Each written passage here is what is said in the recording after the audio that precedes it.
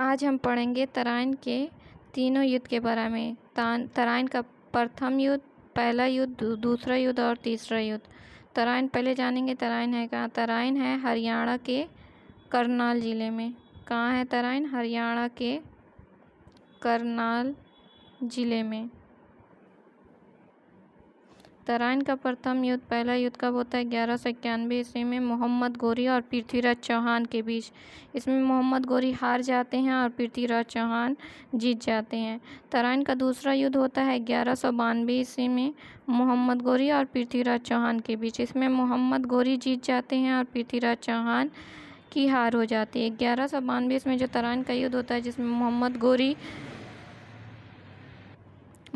गोरी जीत जाते हैं। मोहम्मद गोरी की विजय के साथ ही भारत में, उत्तरी भारत में क्या होता है? तुर्क सत्ता की स्थापना का मार्ग खुल जाता है।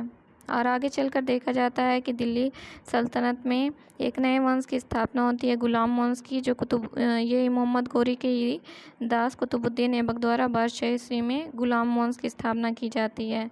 उसके बाद होता है तराइन का तृतीय युद्ध।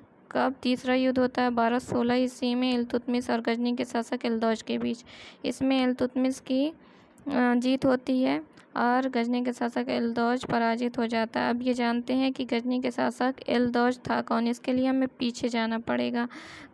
ये मोहम्मद गोरी का, ये जो एलदौज था, ये मोहम्मद गोरी का ही एक दास था।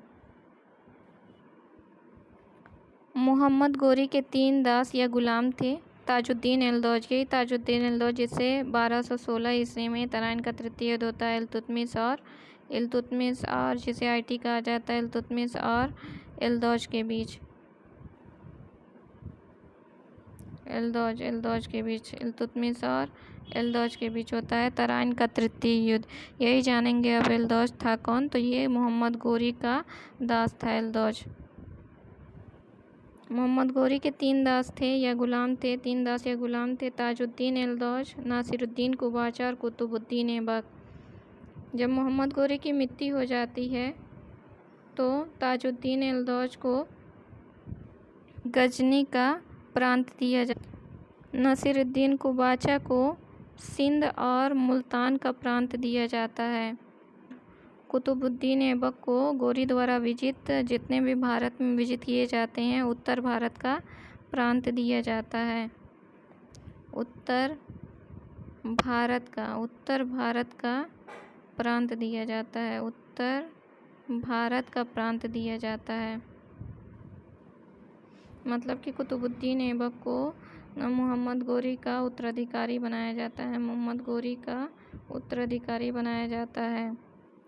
कुतुबुद्दीन ऐबक को मोहम्मद गोरी द्वारा विजित उत्तर भारत में जितने प्रदेश रहते हैं, उत्तर भारत में जितने प्रदेश रहते हैं, उनका उत्तराधिकारी बनाया जाता है।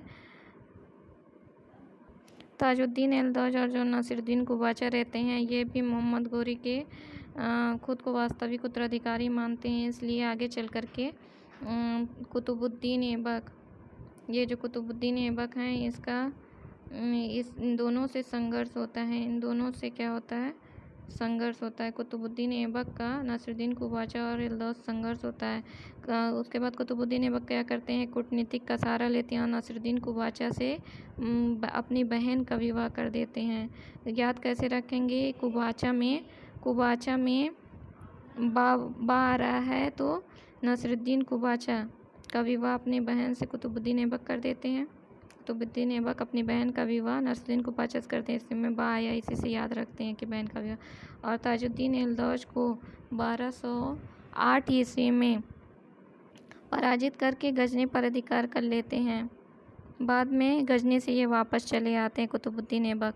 ये समस्या कुतुबुद्दीन ऐबक के समय में थोड़ी बहुत ये समाप्त करते हैं। उसके बाद कुतुबुद्दीन ऐबक के बाद दिल्ली सल्तनत में गुलाम वंश के दूसरे शासक आते हैं, इल्तुतमिश के समय से फिर ये समस्या पनपने लगती है नासिरुद्दीन कुबाचा और एलदौज की।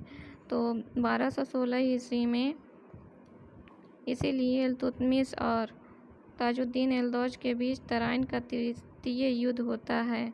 तराइन का तृतीय युद्ध होता है। हमने अभी ये बताया कि कुतुबुद्दीन ऐबक और इल्तुतमिश कुपाशा से संघर्ष होता ही रहता है। उसके बाद जब कुतुबुद्दीन ऐबक की मृत्यु हो जाती है तो उसके बाद जो कुतुबुद्दीन ऐबक की मृत्यु के बाद इल्तुतमिश शासक बनता है तो फिर से ये सब सारी समस्याएं आने लगती हैं। तो इसीलिए इल्दौस से संघर्ष होता है या युद्ध होता है, जिसे तराइन का तृतीय युद्ध कहते हैं। कब होता है? 1216 ईस्वी में।